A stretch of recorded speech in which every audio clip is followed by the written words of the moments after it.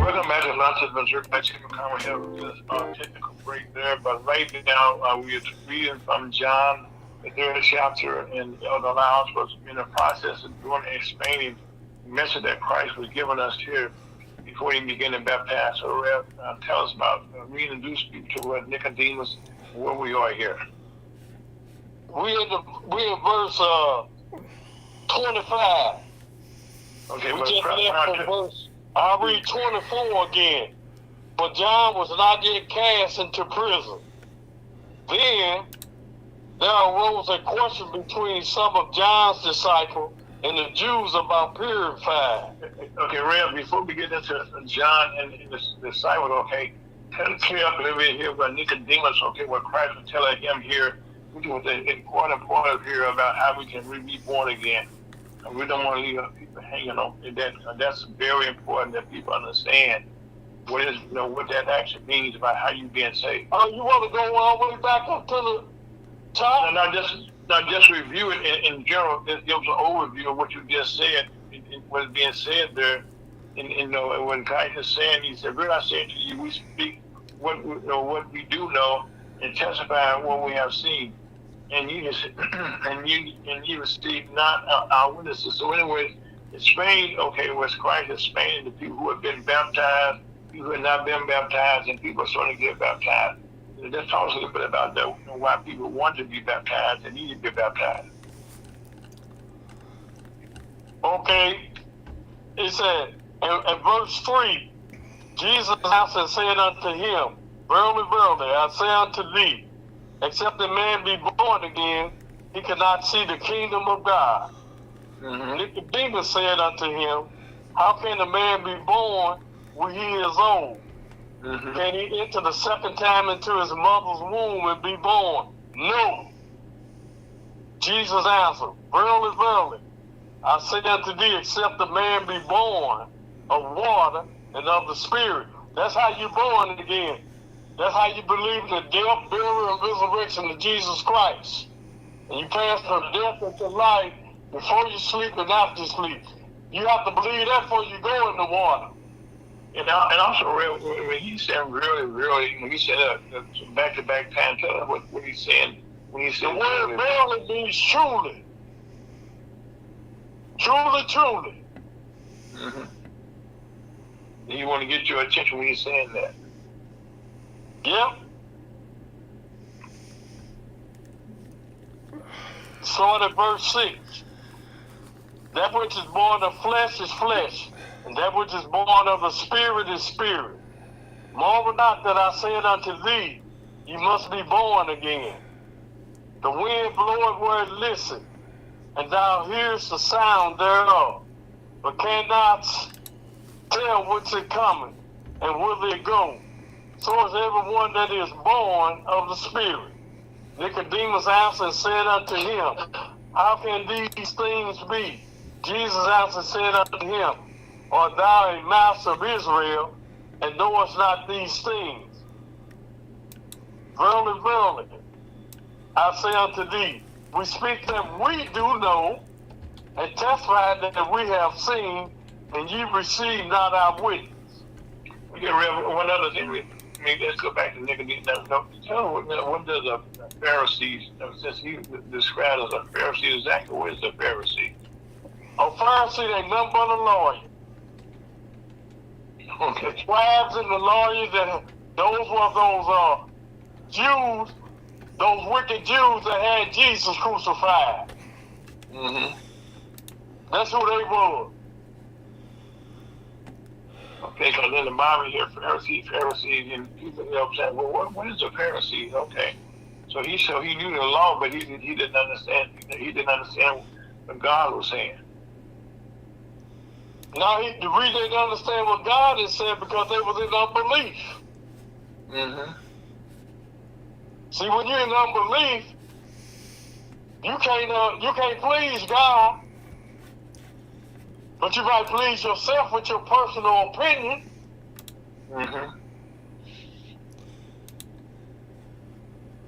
So right now, we have a lot of people, who listen to what Nicodemus was saying and what the Pharisees, the lawyer, was saying, there's a big difference in what actually takes place, and that when Nicodemus couldn't visualize, how can this take place? Because it's not on paper this way. And God, Christ is saying this is a new thing and a new day, and that He came here to make a change in life and change our lives forever. But we had to understand what He was doing, and nobody wanted to listen to Him.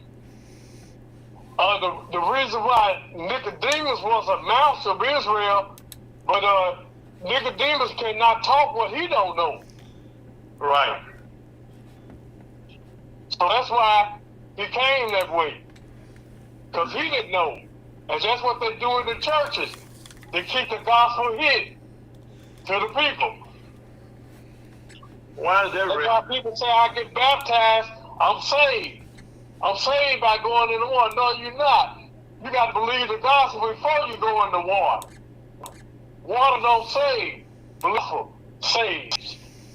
Jesus Christ, death, burial, and resurrection. That's what saves you from going up in hell. You get out in the water with them and can come with the devil. Okay. Continue. So you continue. Go ahead, sir. If I have told you earthly things and you believe not, that unbelief is again. How should you believe if I tell you of heavenly things?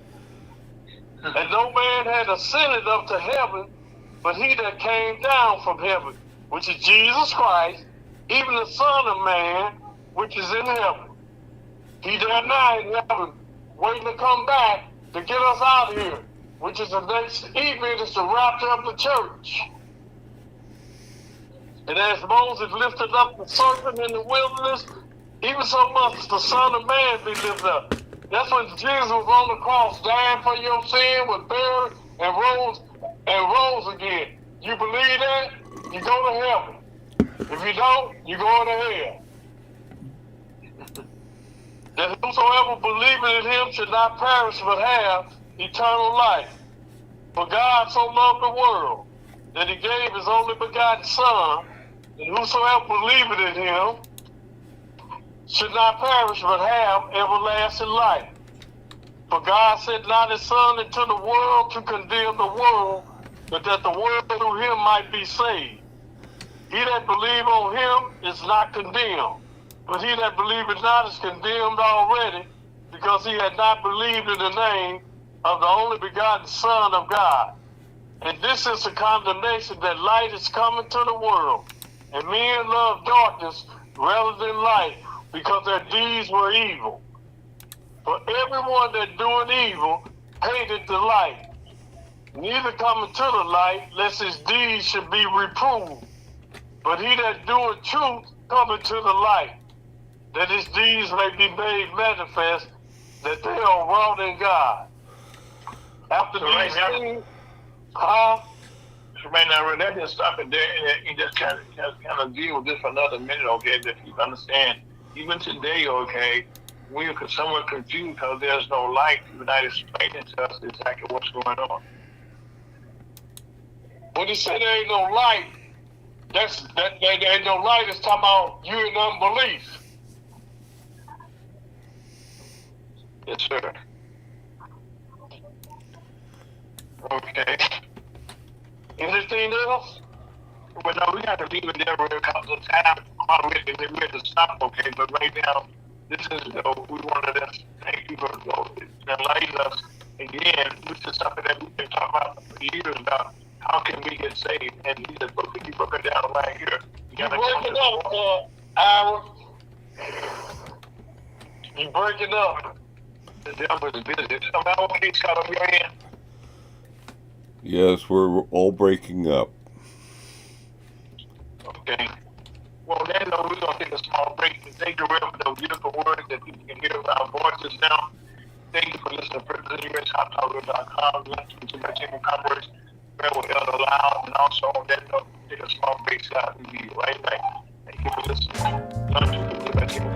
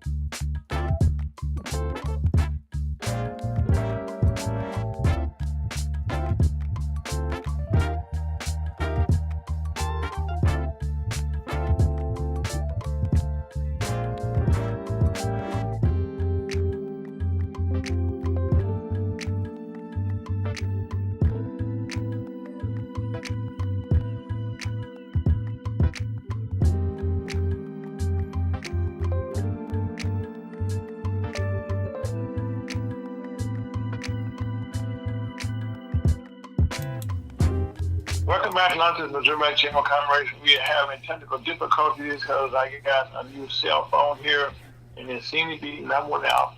No ag right. But what happened here is this is March the 8th, 2025. And one thing is for sure, time moves on. And this weekend when we'll be changing our clocks. And this has been going on since 1918. Now, people always told this was for the farmers. That's why they changed this around for the time, the daylight saving time. That was not actually the truth. The changing the clock started back in 1916, and that was when during World War I. And the reason that Germany did it first, they were the first one to change the clocks back in 1916 during World War I, and the rest of Europe followed them. But they were trying to save fuel during the war. People had to run their lights and all that stuff, so they were trying to save their. And then then 2 years later, okay, the United States got on board in 1918, and since that time we gone back and forth. We changed it, but right now, this morning at 2:00 in the morning. You gotta move your clock up 1 hour. Or the best way to do it is before you go to bed, please move your clock up 1 hour, 3 a.m. So right now, to make sure that everybody's on the same page, this afternoon, before you go to bed, make sure you change your clocks around. Now, in the meanwhile, we have been inundated in our country with a lot of changes that are taking place. And a lot of things that are taking place right now are, affecting you in your home. And one of those things is the rapid spread and mutation of a deadly bird flu virus. Now, we've been talking about this bird flu virus for a long time here on the station here. But now, the United States, it's a global situation. In fact, they think that we may have to be prepared for a pandemic of this. Because the dangerous gaps, because right now, the H5N1 bird flu had affected almost 100 people with this bird flu. And it is growing out of down in Texas and Mexico and those areas there where we have the birds flying around. And as a matter of fact, even in today, so say a recent breakout in West Texas, just short of 200 cases. That's just in the state of Texas. And then in the state of Texas, it tripled in a day to 30. So right now, these cases are taking place in younger people who have been unvaccinated, and whose vaccination status is unknown. So when we talk about the measles, you have to get vaccinated. And if your children going to school and they meet other kids that's not there, it will get home to you. So please do your part and get vaccinated. Make sure all your kids have all of their shots. You have all of your shots. And most people know older people have been vaccinated. So once you've been vaccinated, you're pretty much safe. Unless you come across again what is taking place here. And also, not only this affects our young people and our families and everyone in our country now, but we do not want this to come across into our country. And one of the things that's taking place, we have destroyed over, listen to this over here, almost 200 million chickens and turkeys and other birds and herds around the country. Now, what this has done, when you're killing these chickens off, that means that there are less chickens to make eggs. And so since there are less chickens to make eggs, that means the price of eggs has gone crazy. So right now, not only is chicken eggs, the price of eggs going crazy, you also affect the cost of your beef that you have. And the ground beef thing that you eat, that they make from the cattle. But they're killing cows right now. And really, you cannot stop it because the birds are flying. You can't stop the birds from flying. So right now, to go along with this, we're still into the flu season. And with the weather changing like it is here, and we still dealing primarily in some cases with COVID-19 virus. So the best thing you can do to protect yourself from all this chaos and confusion is wear your face mask. Wherever you go, if you can, get your face mask. You go in a hospital, one businesses right now, they put face masks out again, so put on a face mask. People are coughing, they're sneezing, but please protect yourself if you can, social distance, and wash your hands for your own safety. And also, please get your vaccines. And watch out as the measles spread continues to spread across the country. Measles is a highly contagious viral illness that typically begins with a fever, a cough, a runny nose, and pink eye, which is lasts about 2 to 4 days, and then there's a rash. But right now, if you get 2 doses of the current vaccine, that provides 97%. Rarely does a fully vaccinated person get the measles. So please look out for yourself and your children. While this is going on in this country right now, we have had the highest job loss since the last 2 recessions ago. And right now, looking at how this is going on, the U.S.-based employers now 172 almost 170,000 jobs, 72,000 jobs have been cut, and that doesn't include. Now, those includes another 63,000. That's a lot of jobs. And the U.S. economy added, yes, 151,000 jobs, but it was expected to add 150,000. Unemployment rate, it rose. And also this Tuesday, and while this is going on, our economy is going through changes, okay? According to the Fed Chairman Powell, the economy is very strong. During the third quarter, the economy grew 2.8%, and consumer spending had increased by 3.7%. The unemployment rate right now is at the lowest rate. Was at the lowest rate in 50 years under the Biden administration and the Harris administration. Now, this week, okay, the unemployment rate is at 4.1%. That's up. It was up in the 2 not long ago. So that's because as these cuts are being taken place across the federal government, that's putting people out on jobs. People are quitting their jobs. Then there's a lot of uncertainty, and I can't give you a good answer because as things are taking place, different departments are moving around. Jobs are being cut. Here's the departments being cut. Now, this has created more chaos. This really a lot of now the stock market. The S&P posted its worst week since before September, and the central bank is in no hurry to cut interest rate. What that means, there will be no interest rate cuts no time soon. And that also. Hey, Al. Yes, sir. I would just like to say something that we have to stop eating eggs and find something else to eat. You could change your appetite if they eat like that. Oh, really? I think that's going away because the eggs are $5 or $6, and that's if you can find eggs. Right. And that doesn't even include, okay, you go, anything that's meat that you get from a cow, since those cows are being killed off also, that's going to drive up, the cost of beef, hamburgers. Because almost most restaurants around the country all have hamburgers as their number one thing. And also, by the way, not only chickens being killed, also they kill them chickens also. Yeah. So this is something that's not a good thing. Like I said, and this is rather into the stock market, because right now the stock market has been going down, constantly going down. Now, keep in mind that during the Biden administration, they had gone up quite a bit. But now it's beginning to fall. As a matter of fact, one of the things that's taking place here in almost everybody's neighborhood, this is about to affect almost most of the country. Walgreens has been taken into a private company now. It was just about almost $24 billion. $24 billion with a B. And this deal made it a private company now. And now Walgreens has been traded over 100 years as a public company.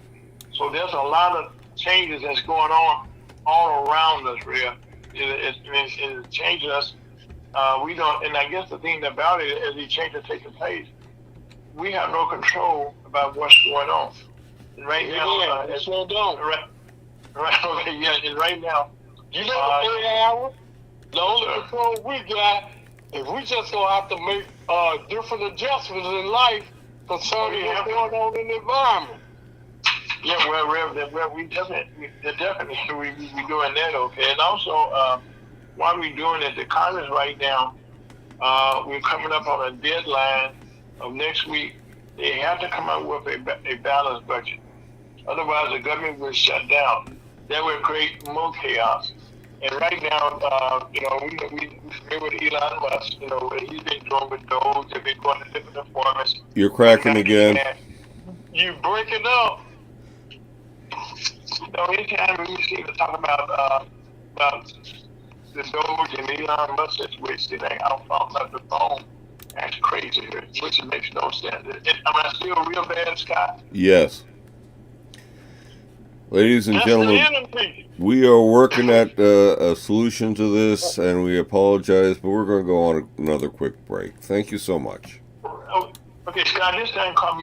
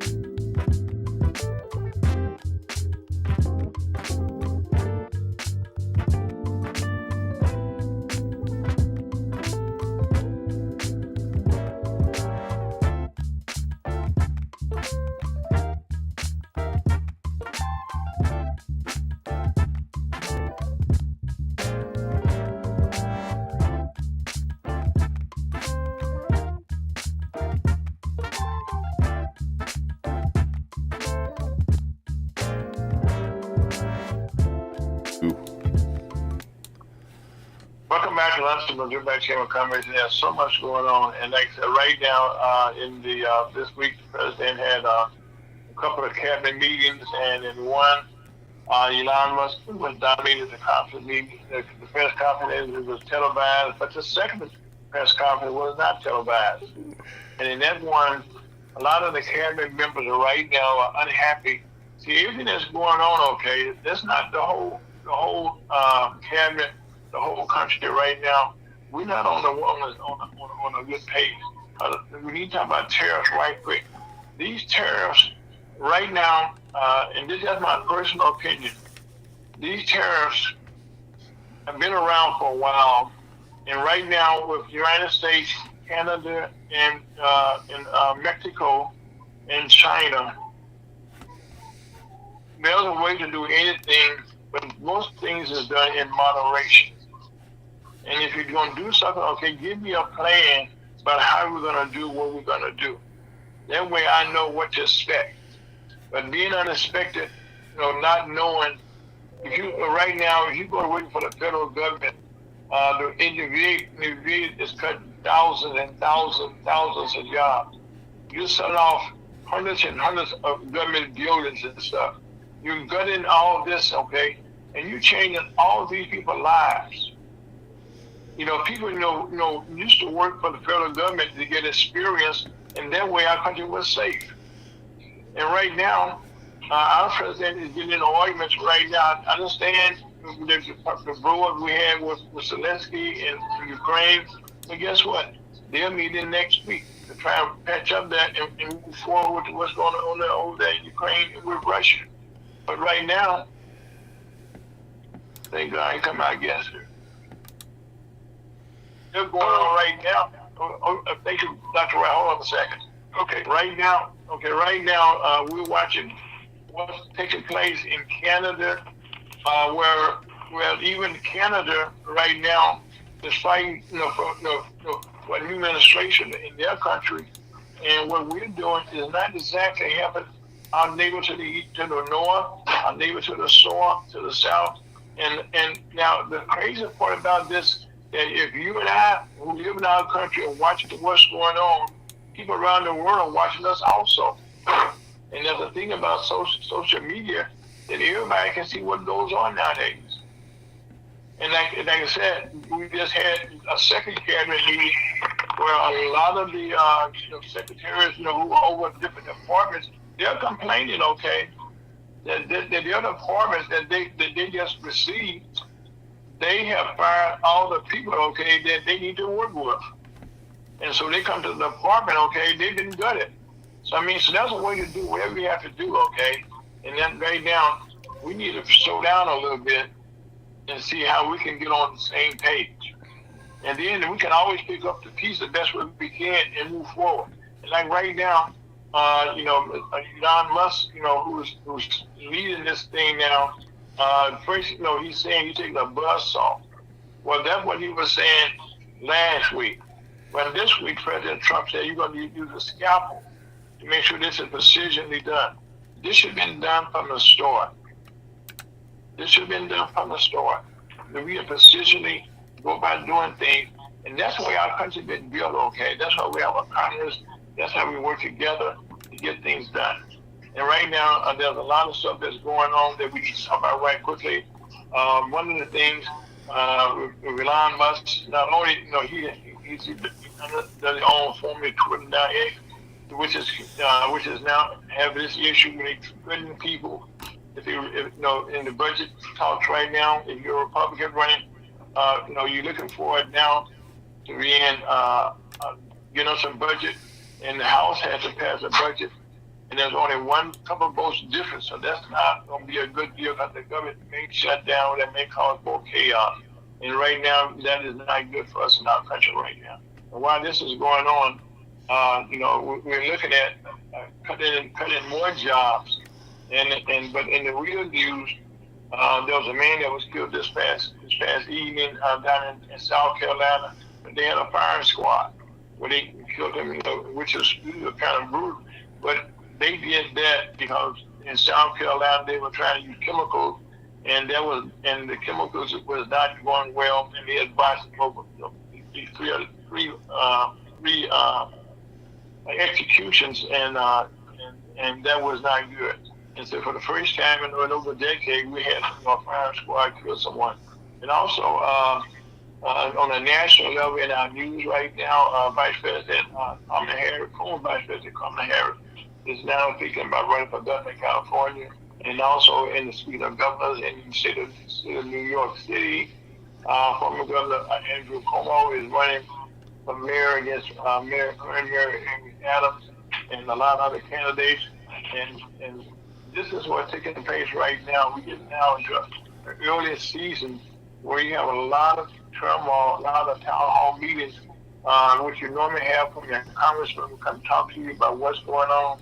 Well, when you have those meetings, people right now are being shut down, and unfortunately, the Congress, the Speaker has told the people right now, the Republicans, don't hold town hall meetings. Well, if you don't have a town hall meeting, how are you going to talk to your constituents? And so what this is going to do, we got more people running for office right now against those people, and there will be a change coming very shortly. But right now, you got to talk to the people. We are the ones that actually vote. We're the one that actually determine what should go forward, what should not go forward. And just to give you a good example of that, you can say the same to us. We just had an election this past Tuesday where our mayor, Charlotte Jones, came in second in the four-way race. And Sister St. Louis had changed their system now. We have the top two people in the primary running in the general. Well, in St. Louis, they had that 50% of the people turn out to vote, which is very embarrassing. Also, that's going on in St. Louis. But right now, they're going to run again against each other in April. And it just may be possible that she may be able to beat Alderwoman Kara Spencer in the runoff. Who knows? But people got to get out and vote. You can complain about what's going on, but if you don't vote, ain't nothing taking place. Now, that's not a good word. Ain't nothing. Nothing is going properly. But we need to get out and voice our own selves about what we can do. And also, one of the things that's constantly around our country, we watch it, carjacking and murders. And right now, we had a little 9-year-old kid, 9-month-old kid, just was killed in a murder homicide just this past week. So right now, these murders, these guns, and people right now are depressed, they're unhappy. But right now, this got to cease. It's not increasing. It's increasing, but not decreasing. Now, that's a lot I just said. We have technical difficulties, but so far we've done pretty good. So we may have figured out what was going wrong there. And also, right now, before we go any further here, make sure that another thing that's not good. We was very successful in our space program, Mr. Musk's space program, the SpaceX Starship, which is the one that was carrying up the satellites into space, which would come and go to the moon.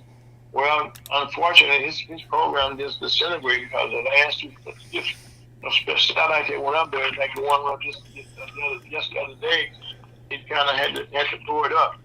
So this is the second time that this is taking place. So right now, lots of that's going on, and hopefully next week when we get back to you, we will be able to have this technical difficulty worked out. But right now, without any further ado, we're going to take a small break, come out with our very special guest, talk about what's going on, and learn a little bit about history. Scott, and then listen to Ferguson, USC.com on Facebook, Twitch, and YouTube. A lot of people is about to check our camera. His name is Aaron Folks.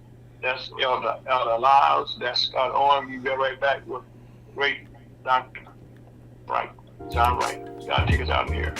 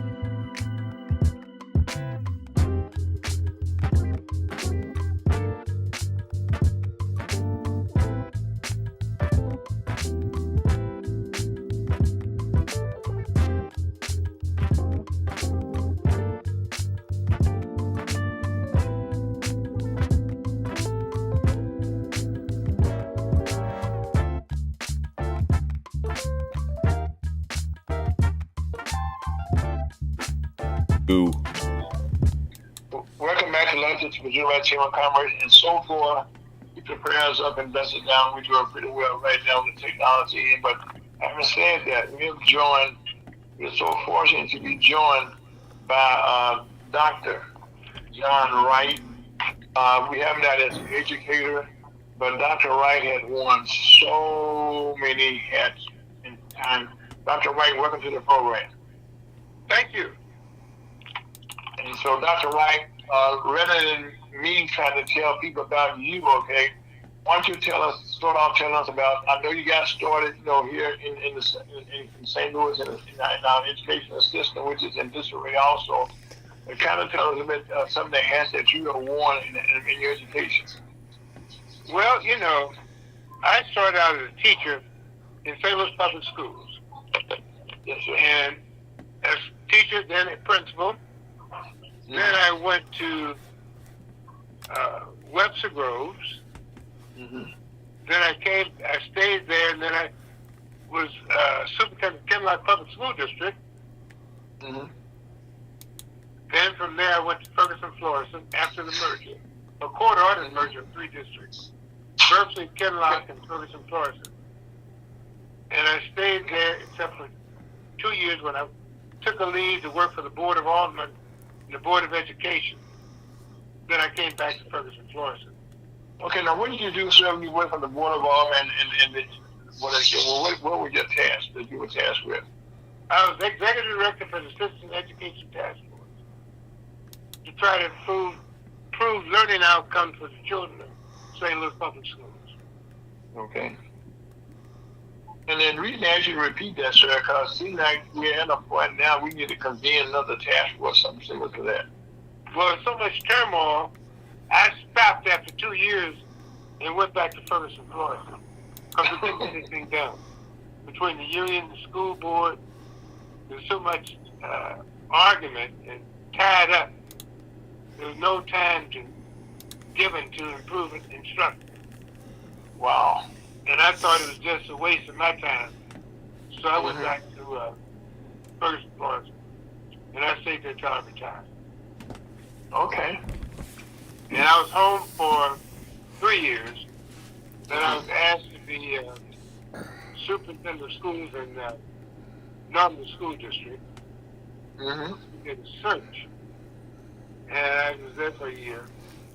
Then the day I left there, I was asked to do interim in St. Louis Public Schools. Yes, sir. Stayed there, and then I came home. I've been home since 2008. Now, I was asked to come back to St. Louis to be an interim school board member. Mm-hmm. So I did that. And I told them I wasn't running. I've been on the U City School Board for 6 years, on the Community College Board of Trustees for 6 years. I was on the St. Louis County Board of Education. So I had enough of running school boards. And so that was not my desire to have another term on the school board. So, okay, now, sir, that's why I was about to ask you now, because it seems as though, as you do, I did a little research, most superintendents, the older time the superintendent was still around about 10, 15 years, okay, before he retired. But now it seems as though the most superintendents right now are staying at a maximum of 5 years and they retire. Why is that? There's so much turmoil, man. It's turmoil. It's board members who want to do things for friends rather than for children. So you have a lot of problems. And kids are not the focus. And programming is not the focus. We have things where people want to do stuff for their friends. There's cousins appointing.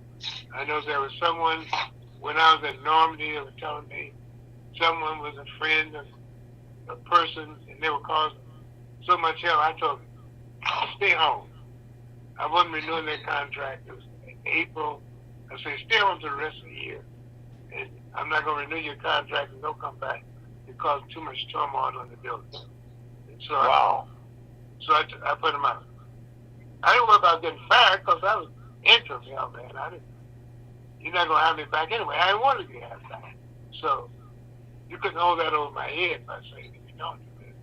But Dr. Wright, that's one of the things, okay, that as you look at your past history there, people never talked about why you left those different positions, okay. But I know not only were you an educator, I think the city of St. Louis asked you to wear some other hats. When the mayor came in, that she wanted you to come be part of her administration. Who's that? The current mayor of St. Louis, she asked you to be part of her administration. She had to be on the school board. Right, I'm be on the school board. I mean, I'm going to be on the school board. And right now, our school board is not. Is in turmoil, as you just said, because of favoritism. I said I was not going to run. I was told that they found someone to run. And I filled in for her. But I wasn't going to run for school board. I understand that. Well, right now, Dr. Wright, as we look at your career there, but you also did some things that were international in your career also. Right. I was vice dean of the Council of Core College in Washington, D.C. I was honorary counsel for the Republic of Senegal, and I was on the World Trade Center board. And so those are some things I did internationally. Then I did Fulbright in India. I did that one summer. Okay, now what's a Fulbright? People in Spain, what a Fulbright is, what that actually means? What it is, you study a different culture, and you won. They're all over the world. A Fulbright scholarship, you're chosen because of your scholastic endeavors. I was one of 12 that went to India in '82 for the summer, going to all parts of India, looking at educational institutions and culture there. And so then you give talks and you come back and you pass that information on. But it was and I'm still in touch with one of the guys. We were together, and some of the folks, another one, we were together. He passed away. There were three of us. We stayed in touch with each other since '82. And so that was a good experience. And then I did a Thai teacher exchange with Thai, the administrative exchange with Thai, for Thailand. I did that. Wow.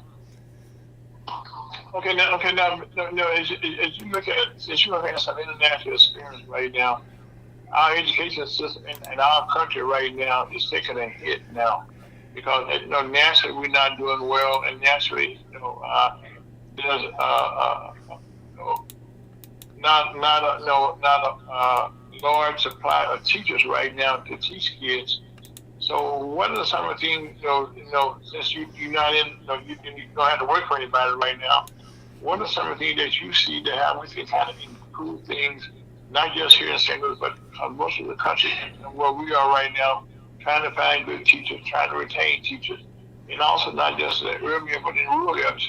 What are some suggestions you could give us as we're talking to right here, to our whole entire country about how we can improve ourselves? Well, I think you have to have a belief. When you go into the classroom, you have to have a belief in your students. Mm-hmm. I taught special ed. Mm-hmm. My first teaching assignment.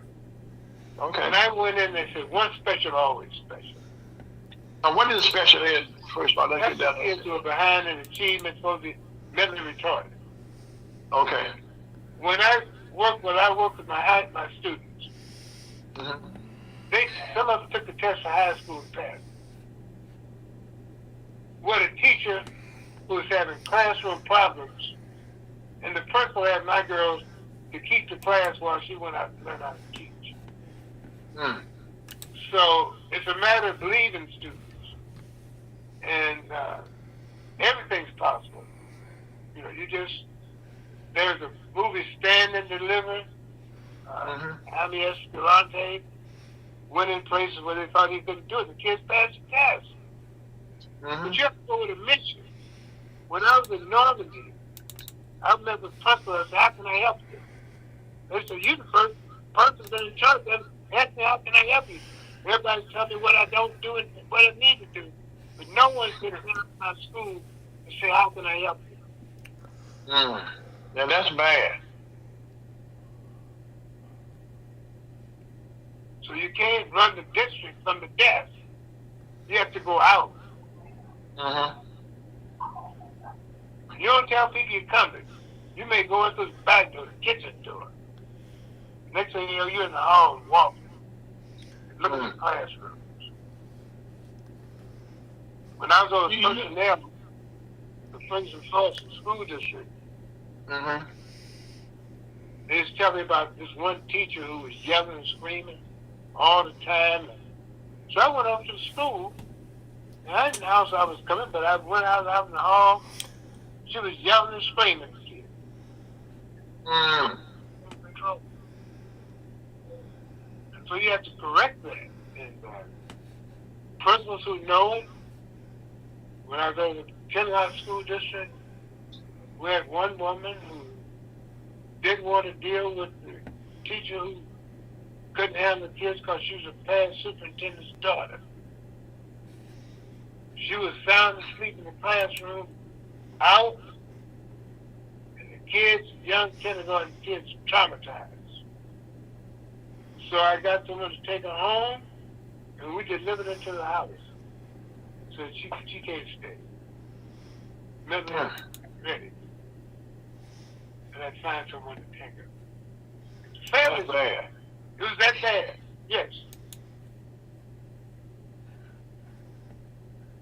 You know, I was talking to an administrator just yesterday in a rural school district, and he's one of our members of the Missouri Chamber of Commerce in rural Missouri, and he was saying that trying to deal with the kids in the classroom, that most teachers right now, that he originally worked, on a grade school level, he's been promoted to the high school level, because mainly that they have found that some of the female teachers, were being overrun by their students. By the what? By the students right now, was not giving them the respect, the teacher the respect that she should have gotten. Well, when I started teaching, I may have had a jump. I worked at juvenile court when I first got out of school. That was at the detention center. So I knew every thug in the neighborhood. And so when you're at the detention center, some days when nobody shows up, you run the floor about 90-some kids by yourself. Wow. You know the thugs, and you get to know them, and they need to know you. When I was in Marshall, the kids had taken over the playground, so the principal couldn't do anything, and teachers couldn't send the kids out. And I went out and said, "Look, fellas," and I knew them by name. I think it makes a difference when you know them by name. I said, "You folks, you got to give us a break now. It's okay to play basketball, but you got to stop the basketball playing with the kids at recess." "Okay, Mr. Wright. Okay, Mr. Wright. Okay." And that was it. But I knew him by name. Well, see, Dr. Wright, right now, I think, you just listen to what you just said, okay? The problem is that there's no respect. The teacher, you got to earn respect. You can't give respect. And I think that's where the problem comes in here. Would you agree? Oh, yeah. You got to earn it. I've got letters that my wife passed away, but I'm going through her stuff.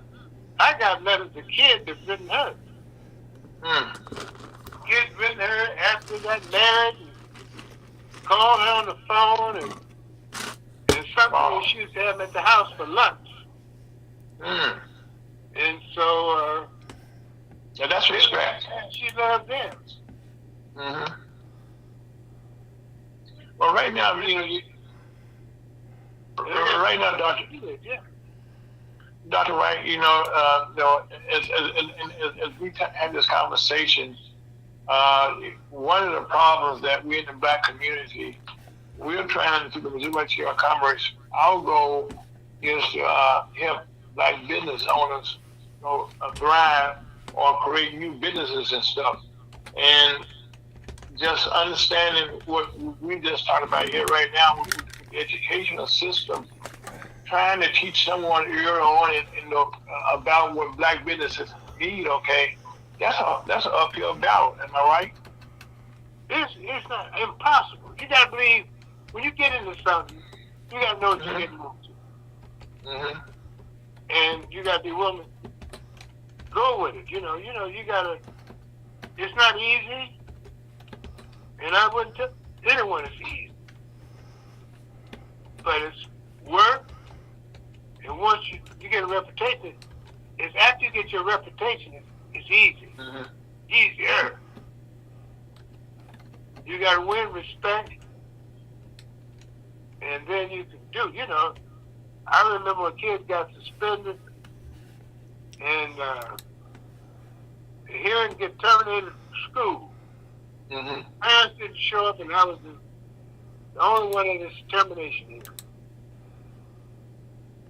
So I been dropped the reputation from him because I was at his suspension from school. Wow. You know, Dr. Wright, one of the things that I understand, and of course you do, I knew that, first of all, that your education that you got early on in your life, okay, you came from a black high school that's still around. Tell us about your high school experience that you focus, okay, on being who you are. Yeah, I was a Sumner. This is the oldest high school west of the Mississippi. But I had teachers, blessed with some teachers, who gave a lot because they couldn't get any place else but high school. Second, who else came up in a segregated world, Grace Montgomery had Kenneth Phillips, a great instructor, because whites wouldn't hire him. Wow. So, Robert McFerrin had some of the high school teachers. We had Charles Turner was hired in Sumner because white institution wouldn't hire him. He was one of the top scientists in the country. He still did it at Sumner High School. And also Sumner, had the Mr. Richard Hudlin, was a great teacher there also. Who? Richard Hudlin. Oh yeah. Hudlin was a tennis man. He did Arthur Ashe. I know. He trained Arthur Ashe, who became one of the first black to win a Wimbledon championship. Ashe stayed at his own. They didn't worry about where you lived at that time. Hudlin got Arthur Ashe to stay with him. And he was living in Richmond Heights.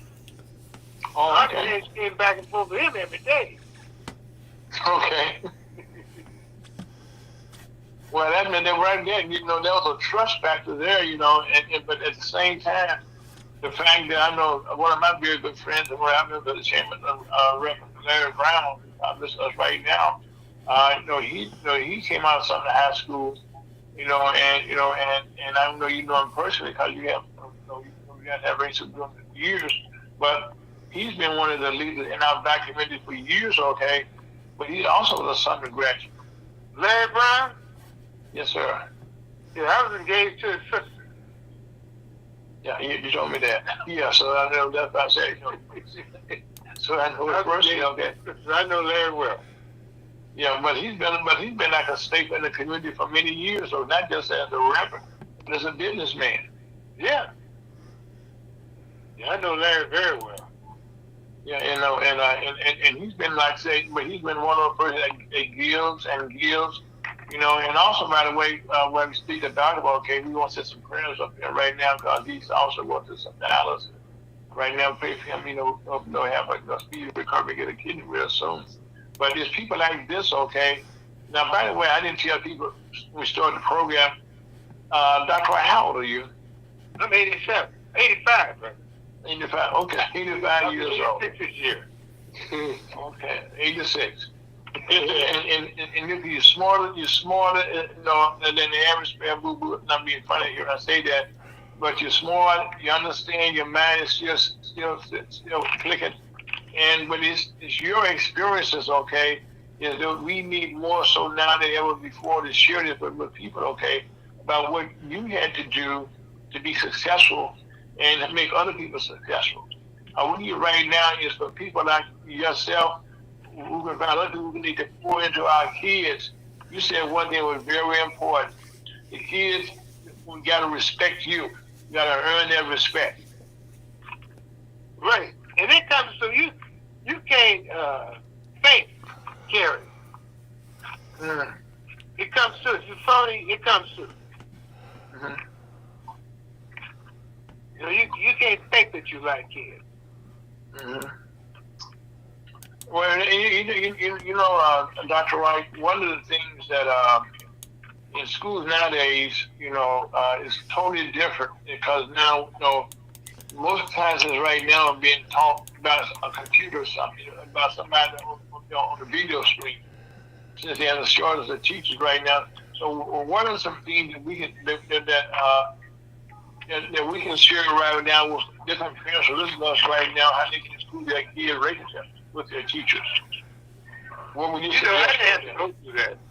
I don't know how many are being taught by computers here. I know it's teacher. He retired. He went back because they offered him $1,000 a day.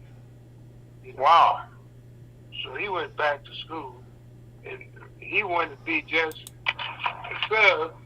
Now he's teaching charge of the building. It's what now?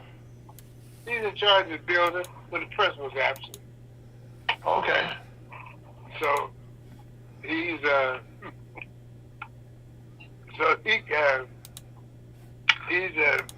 well. He enjoys that, but he's tired. Okay.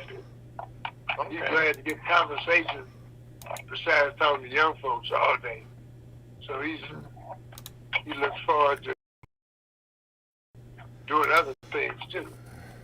Okay, now, Dr. Wright, one of the things, in your career, I know that early on that we had a lot of men that were teachers. I know, like Bishop Richard Wooten, who was one of the top bishops in the entire world. And he was also educated. They came from Harrisville College, Teachers College, early on. I mean, that's where you graduated from, am I right? Yeah, a lot of men because we couldn't get jobs in other fields. So I have a friend, Richard Shelton, ended up being a IBM executive. He went to teaching. We went to Harris Stowe. It was $20 a semester when we joined, which is college. Wow. $20 a semester. That's cheap. Yeah, it's cheap. You could try college, Well, a lot of folks who tried it, and after the first semester they decided it wasn't for them. So we had a high turnover every semester, but it gave everybody an opportunity to try. And so we had a lot of folks who tried. Well, I know, right? Go ahead. I'm sorry, go ahead, sir. No, I just think about Jordan McFarland had a big church on Taylor Avenue. He quit saying, I found the Lord, so he stopped teaching and started preaching. Okay. They built that church on Taylor Avenue near Delmar. Okay. And that became a very successful church. Yeah, George passed away, but that was...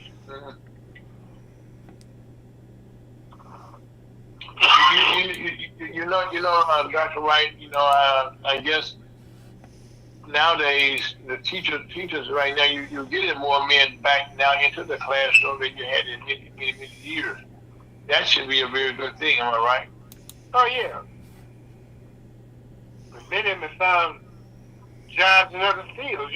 That's the problem now. Well, I know right now one of the things that we're looking at is that we need to be able to improve ourselves in every way that we can. And education is the one vehicle that we all need to have, because right now, with all the technology that's coming down the pipe now, it's daunting to be able to keep track of stuff. You know, it's not only black men who's not doing it. White ones aren't either. When I was teaching for Webster, for a time I used to teach out of state, and I had very few men in my class.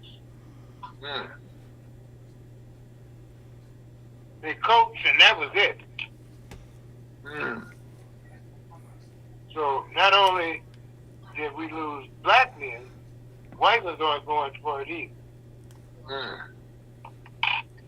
Well, like right now, you know, like I said, you know, jobs are getting tighter and tighter right now, and I guess, you know, the one thing that education helps people to understand, because as we live in our country right now, you know, I might not be on the spot, but if you look at what's going on right now in our country currently, what are some of the thoughts that you could give to Break it up, Al. Okay, Scott, am I okay? No, you are breaking up. Let's take a real quick break, and I'll call you back. Okay, Dr. Wright, hold on. Hold on. Okay. Okay, Scott. We did the first thing you guys have to talk about lunch was good. Too much life is good, we said.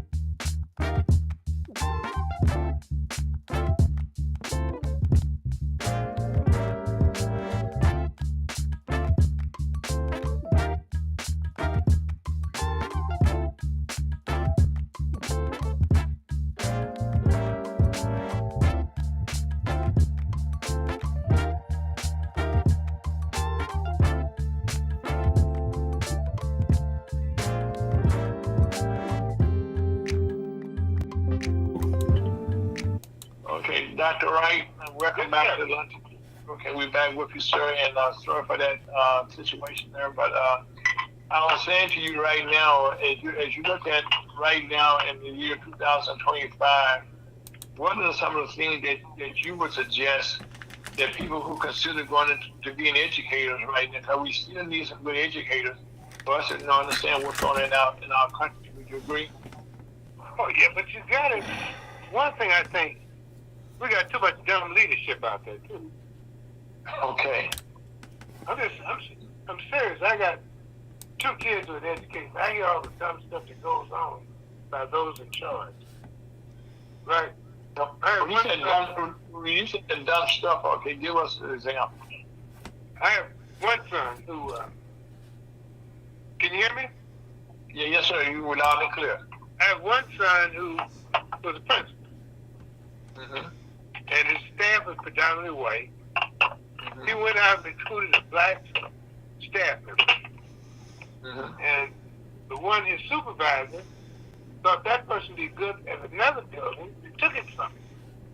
So he got upset over it. And so the guy said, I don't like your attitude. You're upset, huh?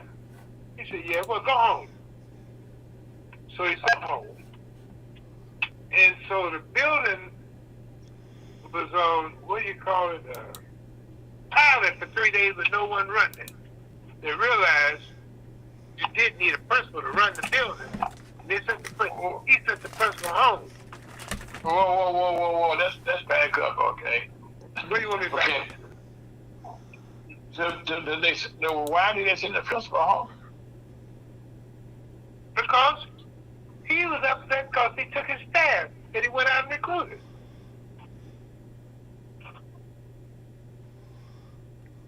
Wow.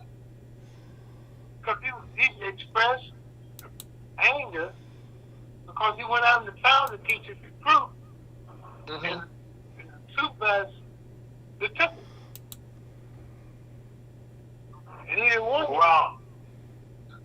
So, but it's interesting when I was at, that's the same as public school. When I was asked the interim superintendent, the guy told some study, I guess I need to leave. Need to leave. He left. You know, Dr. Wright, now just listen to your conversation. I can understand now the reason why the kids are having so many problems trying to learn. It's all, no, it's not them. It's, it's grown folks' issues. Oh, yeah, you got a lot of grown folks issues. You got a lot of folks out there who are playing school. They don't know what they're doing. And, and then you got a lot of teachers who need support. Principals who need support. Well, I know in Missouri, and I'm embarrassed to say, well, we wanted to force states, they're kind of paying teachers to teach schools. No, salary-wise. I know my high school, Sumner. Mm-hmm. Like every 3 years they get a new principal, 2 or 3 years. Mm. You can't grow a school with that kind of turnover of administration. Mm-hmm. You can't. And then also you have a constant turnover with superintendents also. Oh yeah. It's hard to find superintendents who want to deal with it.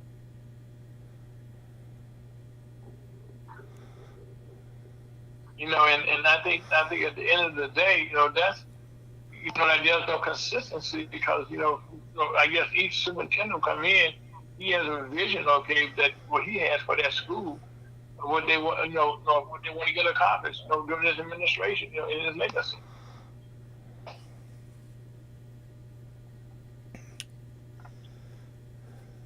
And to get that done, he needs some support. Some people that work with him, that and sell them on the idea of what he want to do. But you've got to have a board that don't have too much English. Like I remember one school that's board member my wife is a teacher, and one of the board members said, I came by her room, I just know my daughter's going to get an A. My daughter's a problem. I know my daughter's going to get an A. No, she didn't get an A. But that's...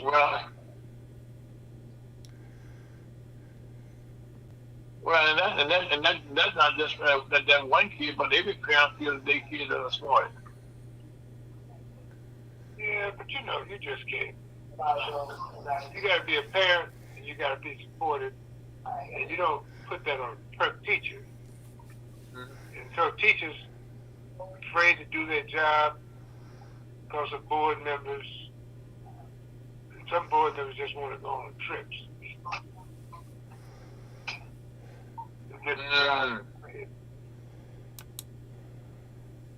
You got small districts. Sometimes in small districts, the school is the biggest employer. Mm-hmm. And so everybody's kin and relates to each other. Mm-hmm. But you got to tell the board, if you want to save the kids, Junebug, Mary's son, is messing up. Mm-hmm. And Junebug can't stay there. Mm-hmm. And you got to convince the board that Junebug can't stay there. Mm-hmm. And put with documentation. Mm. Because I remember when I was superintendent, this one guy was a board member's relative. And he was throwing bombardment in the classroom. Bad weather. Breaking out the lights. Right. And I said, look, if you don't do something, you're going to get a suit. So this guy won't mind, he won't follow instructions. but somebody's gonna get hurt. I'm putting you on notice. It's a problem. You want to keep him, but you gotta know it's a problem. I'm putting you on notice. I'm not gonna put the blame for it. So they talked with him, and he didn't do it, and so he got terminated. But I tell him, it's a problem. If you don't do something, somebody's gonna get hurt, and you're gonna get sued. But I'm letting you know what's going on, and I'm not gonna be a part of the suit. Dr. Wright, as we look at right now, what we need most of all, that we have to have, is basic education. And unfortunately, one of the problems that we got to deal with, and is not being dealt with, is vaccination for the children right now is not what it used to be, and now and it should be what it is now. How can we make sure that the parents are aware that they need to have their kids vaccinated? What can we do about something like that? Well, what you have to do is put the facts out there. Look, we're offering this to your kids. Here are the records. Kids with schools where kids aren't vaccinated, they have a greater chance of dying. So here's the facts. This is where we are. If you don't care about your kids dying, don't get them vaccinated. But the chances are, if you don't, you'll be part of the statistics like it is at other schools that don't have it. But death is a reason you want to do it, to avoid death. And here's what happened in places that didn't do it, and the kids die, and they get sick. So if you don't mind your kid getting sick, you don't mind Junebug dying, you're okay. Keep doing what you're doing. But if you care about your kids, you got to take care of it. Dr. Wright, I think the fact that you just laid it out like that, and I'm not sure that's how it's being done.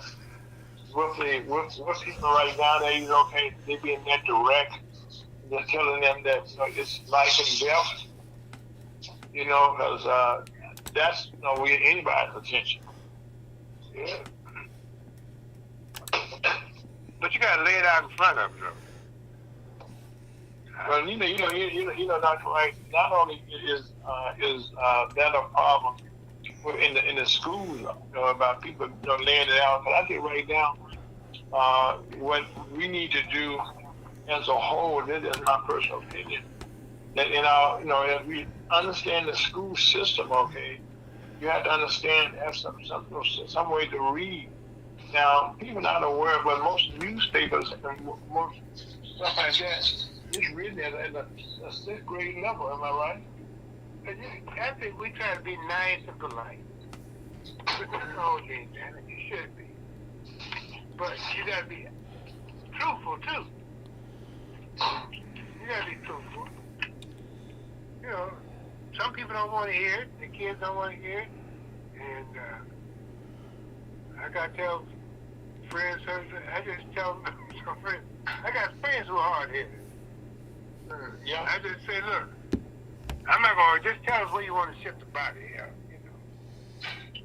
Just tell us where you want to put it. I'm not going to argue with you. Let the family know where your body to be shipped. Because where you're going, you're not going to make it. So no need to argue. No, just leave a note where you want your body to be shipped.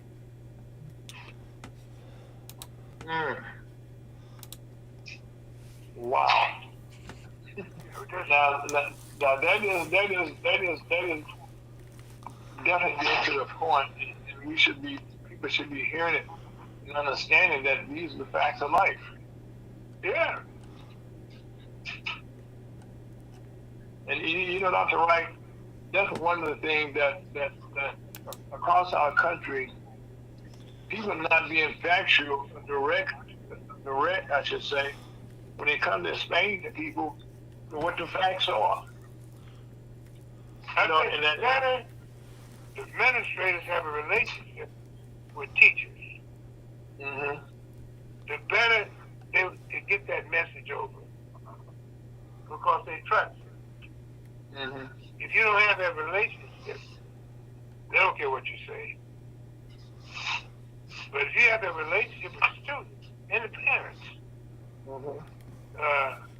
you know, if the kid gets sick, have teachers, we'll have principals, we'll always say, what I want all y'all to do is call home, talk to the parents every now and then, call the house, see things are going.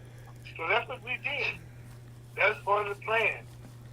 First week of school, he wanted all first teachers to call home. So that's what we did. Okay, and how successful was that with the kids? Showing more improvements. But I used to go from kids when the word went out when I was teaching. Mm-hmm. They had a party down the street at so and so's house. The parents aren't home, and you know you went in through the back alley because they didn't have a front door. You had to go through the back alley, and so. I remember going, I wouldn't do this today because I'm supposed to shoot you. But I went to the back out and knocked on the door. Mr. Wright at the door. Mr. Wright, they hear him dodging and getting in there. So, but you have to go and so folks know you're going to come. But see, Dr. Wright, that's the thing. See, you went, like you said, over and beyond because you cared about your students. Yeah. But today, hell, some of them may shoot you. But yeah. How much did it? Well, let me ask you a question, Dr. Wright. And they probably, don't talk about it. But how big is the problem right now with young people, having problems with people bringing guns and stuff to school? Is that a big problem? Probably some places it is. Some places I know. When I went to a meeting, went to high schools, when you came to the door, you had to go to a metal detector to get in the building. So it's guns. We didn't have that when I was working, so I'm just glad I don't have to deal with it now. Some kids don't even talk at the bait with you, pull out the gun and shoot you. Right. Dr. Wright, one of the things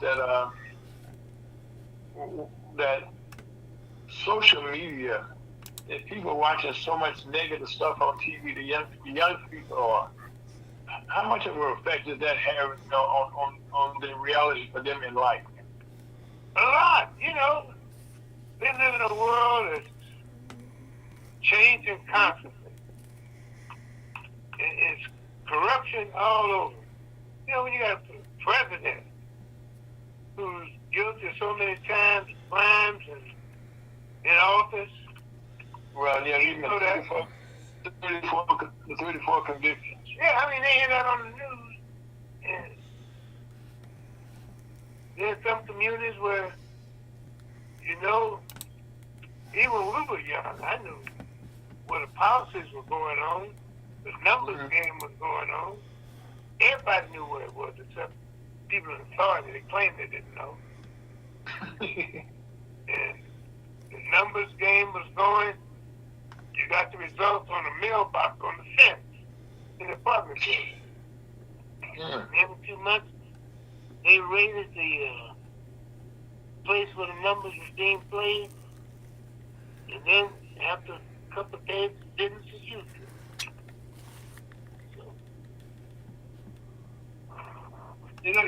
Just for the sake of clarification, Dr. Wright, I only hear the word the numbers game. Is that exactly how has that looked back in those days? What do you mean? How was it? Like I said, people like now, you're trying to go as a disciplinarian, as a superintendent, and then from the superintendent down to the principal. How effective right now? How hard is it right now to get that line of communications set up? Well, this was You just in the neighborhood. You knew what was going on. You didn't have to go back to school because kids weren't doing the numbers. But you knew it was crooked out there. Everybody knew what was going on. And little kids, some kids were even taking the money over, putting it on for mom and dad. Oh, wow. You know. So right now, you know, for us to get a change, we got to start down at that level to go up to the top. Am I right? Yeah. But Bless you. it's a different world now. Well, we being joined right now by Mr. Chuck DeBoto. How you doing, Chuck? Good Good afternoon, Chuck. We're talking to Dr. Wright. Okay, he's a former educator, and we're trying to talk to get an understanding.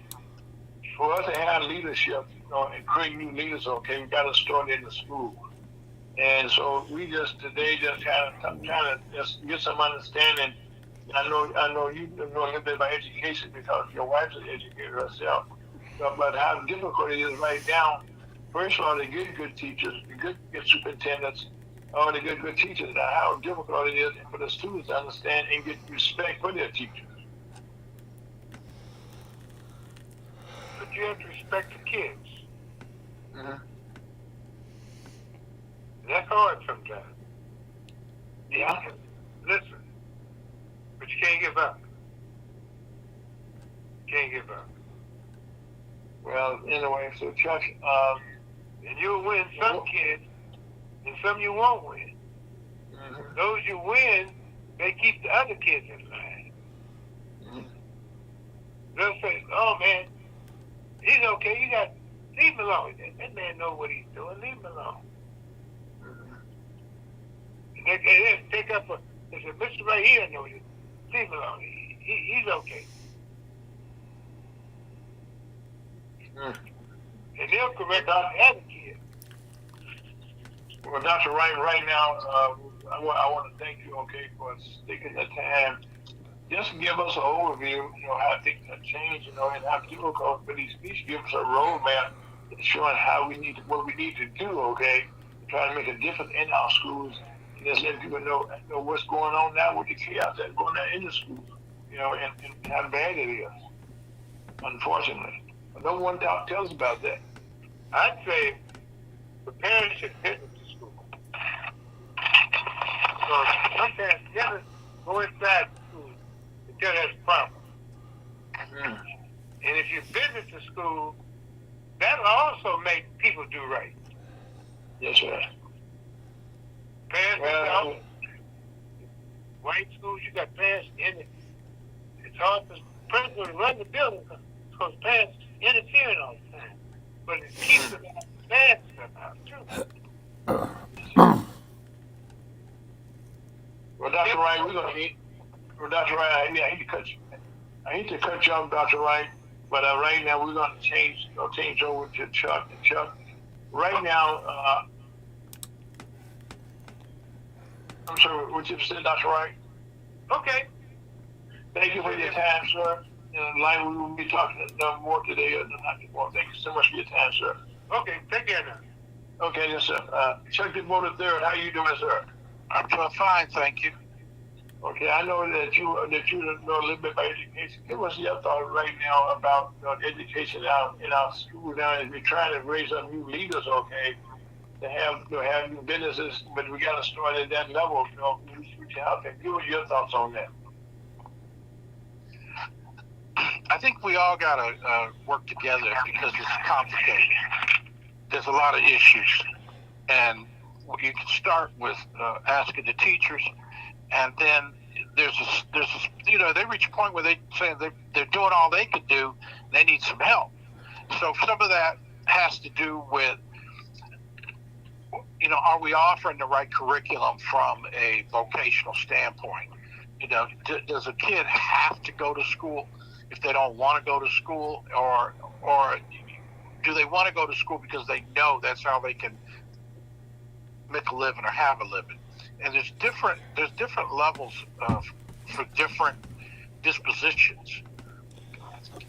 kids that are, let's say, upwardly mobile or coming from a higher demographic family, those schools are so well equipped and so disciplined, and the right teachers, and they're teaching what stuff you need to know.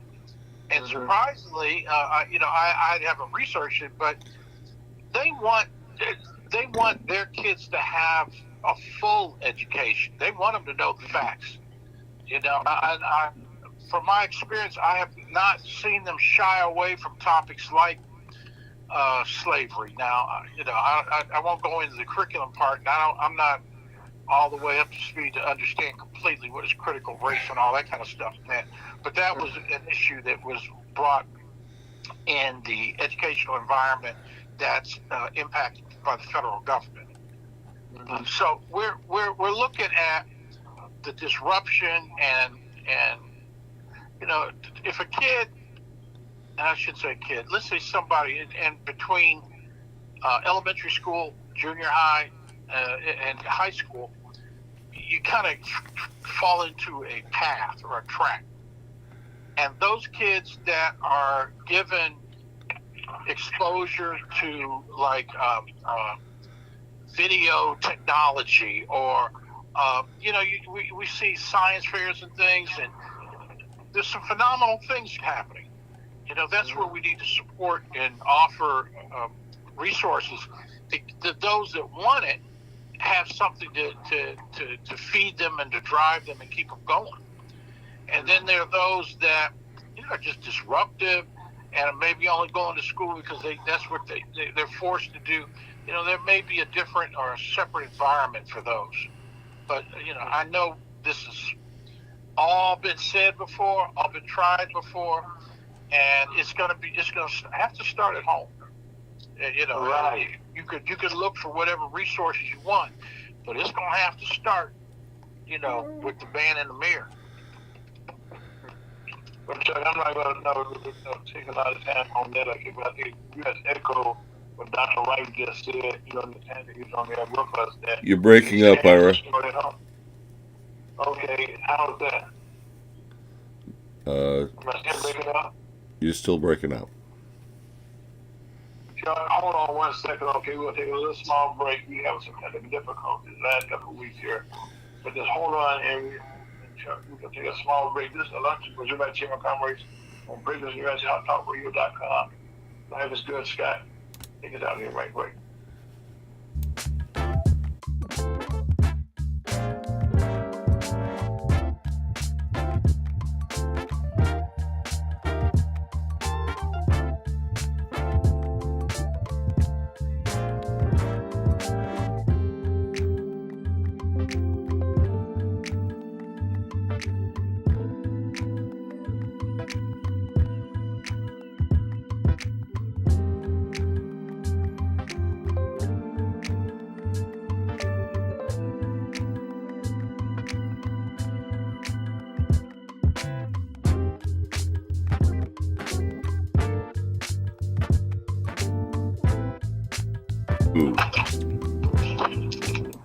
Welcome out to lunch with the Missouri Chamber Comrades on a beautiful Saturday afternoon here in St. Louis, up where you are. And also, we want to say thank you for Dr. Wright and the time he spent with us today, trying to understand this education system, some of the problems that we're having. We're trying to highlight that. And having said that, listen, Chuck DeBoe, we missed you last week. You've been away from us. So tell us, what has Chuck DeBoe been up to? We're in a mode, in a time when we're transitioning. We're launching new programming and some new initiatives. So we've just been between meetings and jumping around. No exotic travel or anything like that. Which I guess you ask this question. Okay, with all the changes that are taking place in our country today, give us your thoughts on some of that.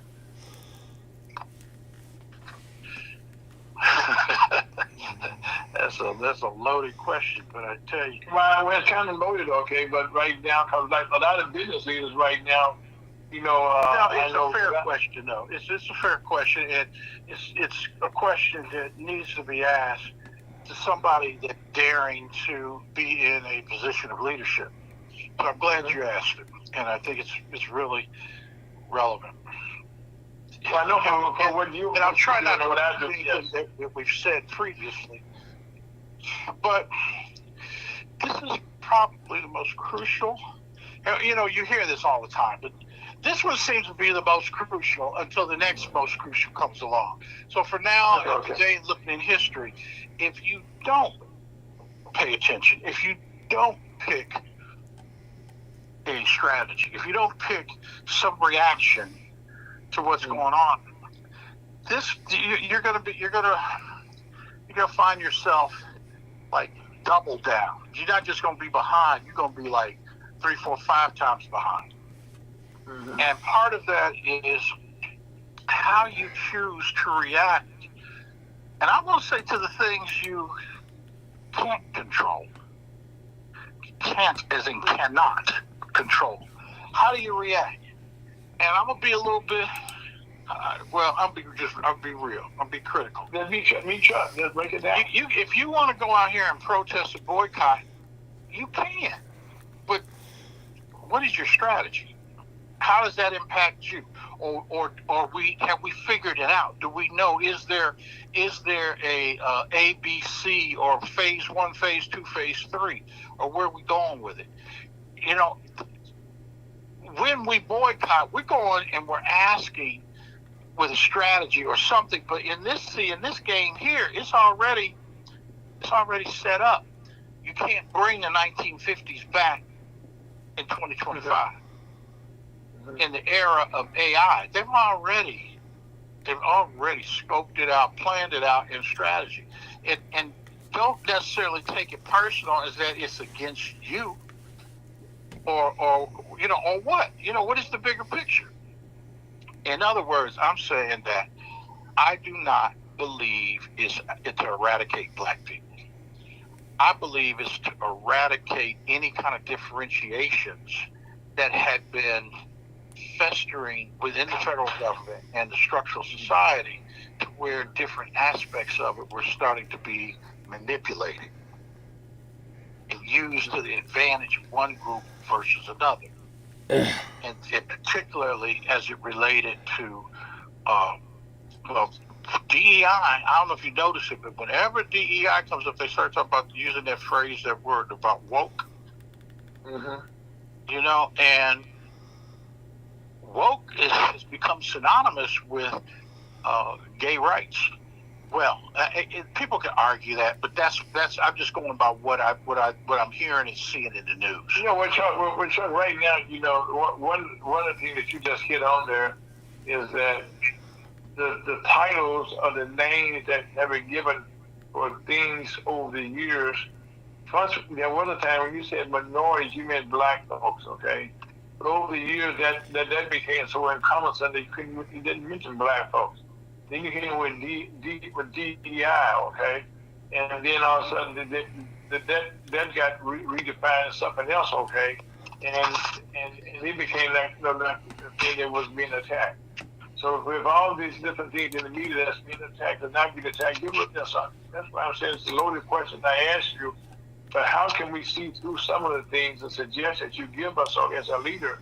I got you here. Here's some of the things a lot of people don't. It's not made part of the conversation. Mm-hmm. And if you go by like following the money, mm-hmm. So we're hearing a version of following the money from the whole Doge experience and following where did the federal government actually spend the money and what was this, and they go, oh, look at all this money that went here, look at all this money that went there. Well, as it related to DEI, there was corporate monies that was written off and put in the budget that were for DEI spend. Mm-hmm. And then there was the federal government DEI spend, or what they were spending money on, and it really went to certain types of things and to certain types of organizations. So because of the partisanship element of it, meaning that the Democrats were implementing the legislation on it, they were implementing the administration of it, they were really allocating the budgets that went with it. It was very partisan politics. If you weren't down, if you weren't part of the crew, if you weren't approved and agreed to, you weren't going to get any of that money that was being allocated and spent for those types of things. So it does fudge over into racial differentiation, or how you know, are you a black or Hispanic or a woman, a white woman, or whatever. It did get into that. So what the Republicans have done, have come in and studied where the money went. I mean, it ain't even a study. It's a matter of artificial intelligence. These supercomputers, it doesn't take them 30 seconds to go through it, just put everything together on what's connected and what's not. That's how fast it is. They can go in tonight and run through the servers and be done by morning. And say, okay, we're good. We're moving on to something else today. So the thing about it is that DEI really just was being shut down completely and cut off the gray areas of the way money was spent and then who was benefiting or not. In other words, so all of us that have a child that's played in a sports team or something, and, you know, in this day and age, so you're trying to say, you know, is my child good enough to make the team? And then you get out there and you say, well, wait a minute, they put this kid on the team, but he's not as tall, or he's not as fast, or he doesn't hit his free throws, or, you know, it seemed like we're just as good as they are. Why shouldn't we have a chance to make it? And that's where the things you don't control, or the things you can't see, or let's say the politics or what goes on behind the scenes, all start to come into play. Now, it always existed in society, whether DEI or not. You know, there's always, and historically, it's like, well, you live in a certain neighborhood, so we're not going to insure you, or we're not going to give you the same rate or the better rate. Or, you black.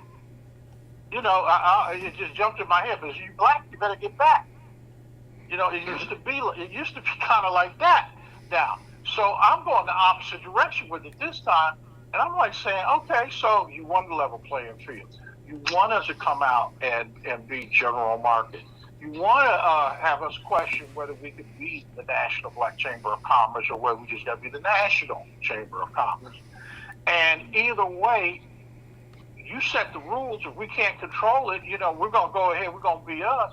But by all means, it is not going to stop us. If the first, you be careful what you wish for, is we're getting ready to be the best. We're getting ready to be the best on whatever league we're playing in, whatever platform we're on. And now we're open for general business. Yeah, that's right. Everybody, anybody and their mama, it doesn't matter where you live or what church you go to, or how you grew up, or what color is your dad, what ethnicity are you, and all. It don't matter. It's about that money now. It's about getting to it. And so, even though I'm not a big proponent of the boycott, these folks is out here driving the stock value down of these companies. Mm-hmm. You know, I mean, it's painful. It hurts.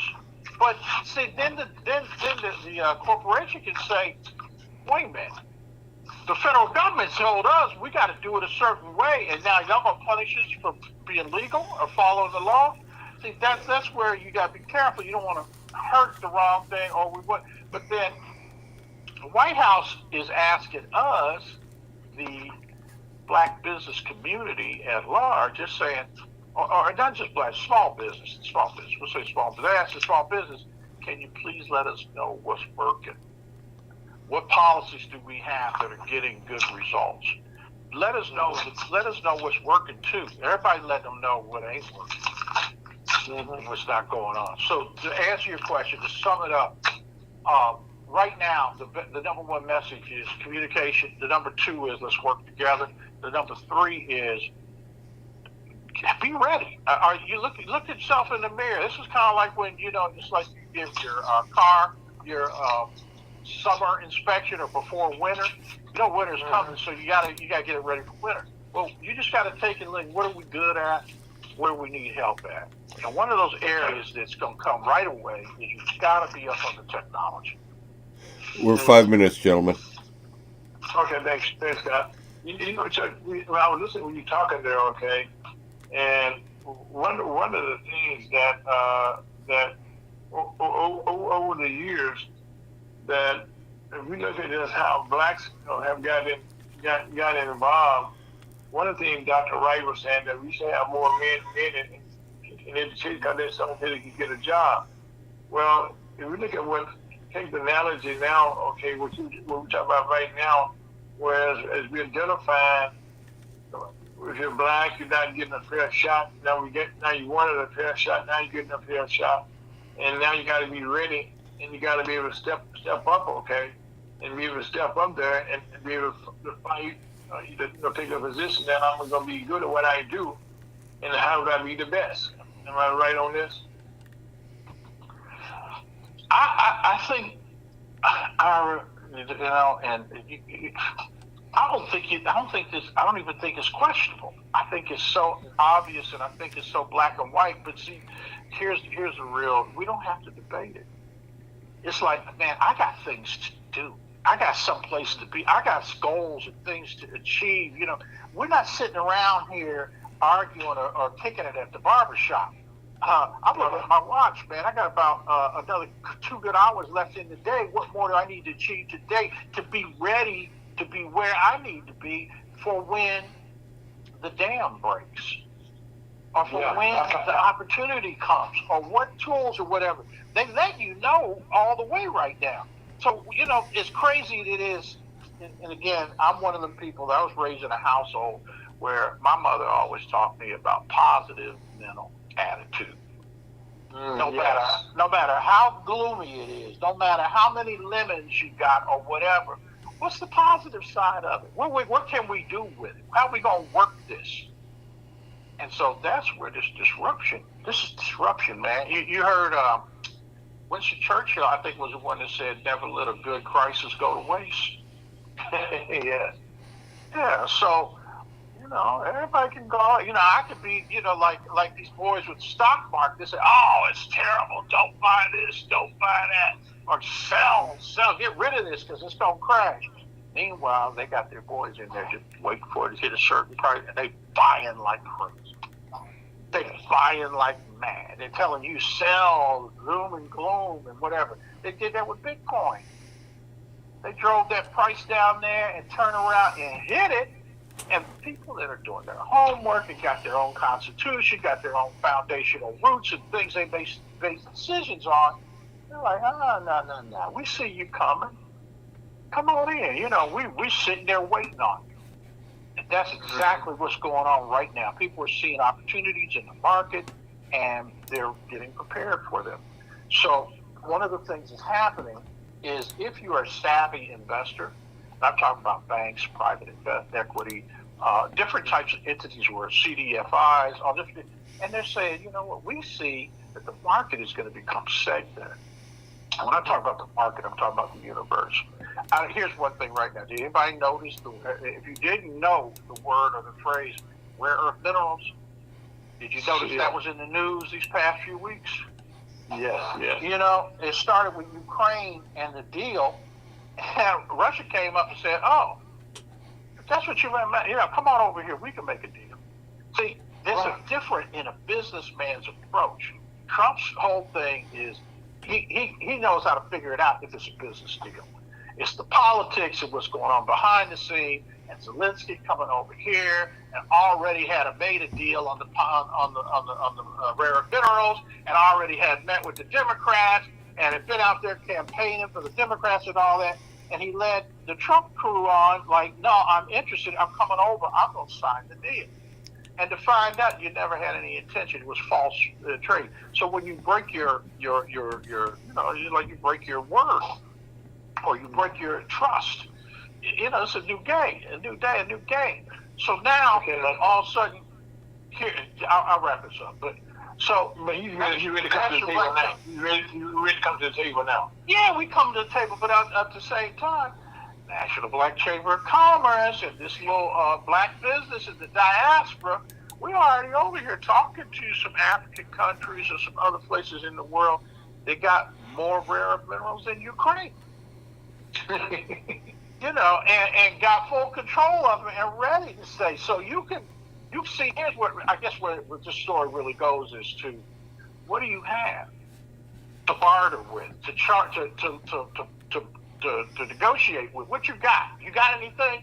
Bring it. Well, black folks, if we just nothing more than the boycott crew, meaning that whoever go line up for that, because a lot of them aren't necessarily business owners. Business owners are trying to go boycott. They're trying to say, Chuck, listen, we're gonna sit this down. I've been doing this all day, okay, because there's difficulty. But right now, what Chuck is saying, we are saying the National Chamber of Commerce our future is very bright. We just have to step up and go get what is ours.